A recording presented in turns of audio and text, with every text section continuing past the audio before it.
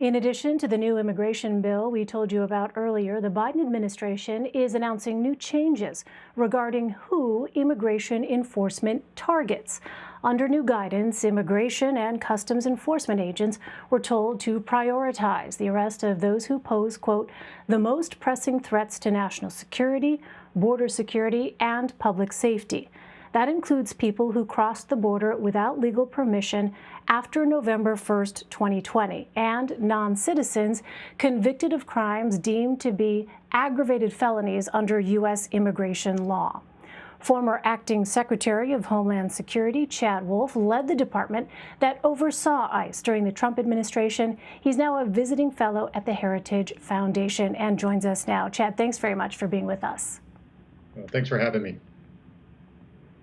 So you were reportedly involved in conversations about separating undocumented families as far back as December of 2017.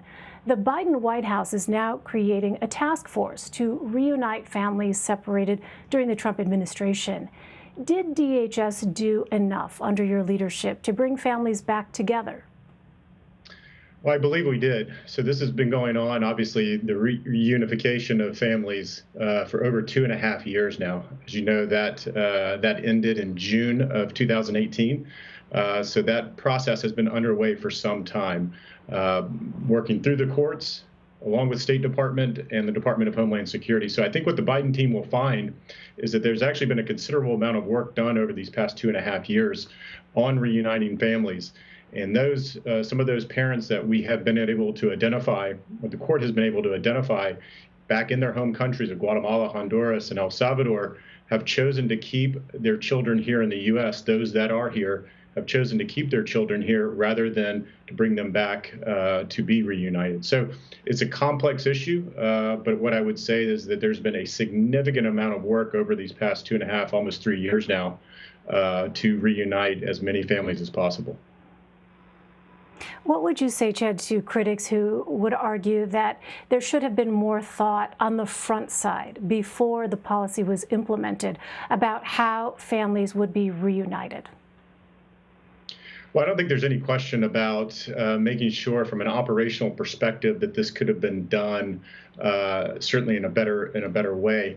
I think when the Attorney General announced his zero tolerance policy back in April, it took the Department of Homeland Security another 4 to 5 weeks to actually begin implementing what the Attorney General told us to do. And we did that because we were worried about how to operationalize this. So we had some concerns at the time, and we continued to work through those. And I think what you saw at the end of about a 30-day period before the president, through an executive order, stopped that practice, was operationally, it was much more difficult than either the Department of Justice or the Department of Homeland Security knew at the time.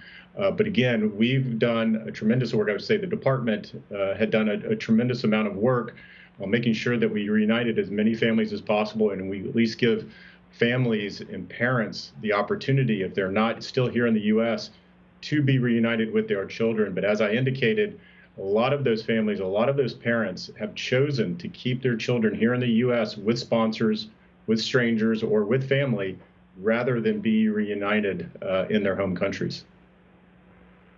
I'd like to ask about January 6th. On the day of the Capitol riot, you were on a diplomatic mission in Bahrain.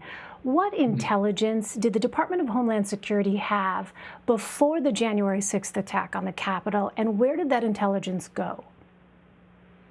So we had general threat reporting prior to January 6th about a heightened threat environment there in D.C. because of this rally. That heightened threat environment had really been in place before the election and certainly post-election, given all the tensions and all the views regarding the outcome of the election. So we certainly knew that there was a heightened sense. That's why there had been numerous coordination calls leading up to the 6th, 2, 3, 4 days out. It's why the Department of Homeland Security, we beefed up our presence in facilities here in D.C. that we were responsible and in charge of security. It's why the Department of Interior and National Park Service also did the same. The Department of Defense also did the same. Why the Capitol Hill Police did not do the same, why they did not execute a plan, if they had a plan in place to further protect that Capitol, I think is an ongoing question, and one I know that folks are taking a look at. But they had the same intelligence as we did, as far as that heightened sense of alert, that heightened sense of threat.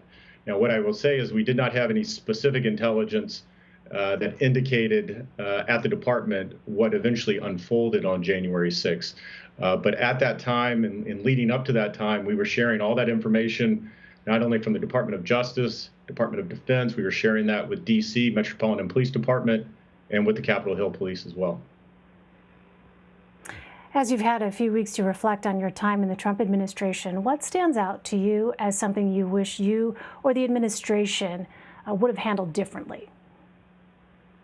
Well, I think that's a good question. I think we can always communicate better on why we were taking certain policy or certain decisions. So whether that is a lot of the immigration and border security initiatives that we undertook, a lot of the actions that we took during last summer, during civil unrest, and some of our activities and actions in Portland, and some of what we did around election security. I think we could always explain more about what the department is in charge of, our authorities, our limitations, and how we're protecting the American people. So there's always a better way to communicate. And so when I look back on my tenure and my time at the department, it's always been a challenge to communicate what the role is of DHS and how we go about protecting Americans every day. So we certainly could have continued to improve upon that. And on the policy front? Again, I would say, again, communicating. You mentioned some immigration measures, border security measures.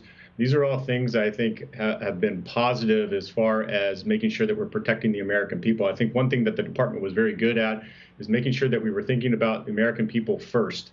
So whether, again, that's border security, that's immigration security, that's things that we did with the Coast Guard, cybersecurity. There's a number of things that I'm very, very proud of that we did a lot for, and that again, protecting Americans, protecting the homeland every day. What we could have done better, I think, to answer your question, is to communicate that better, to work a little bit closer with Congress. Congress was very challenging during our tenure, just because of I believe, the disdain that they had for the president.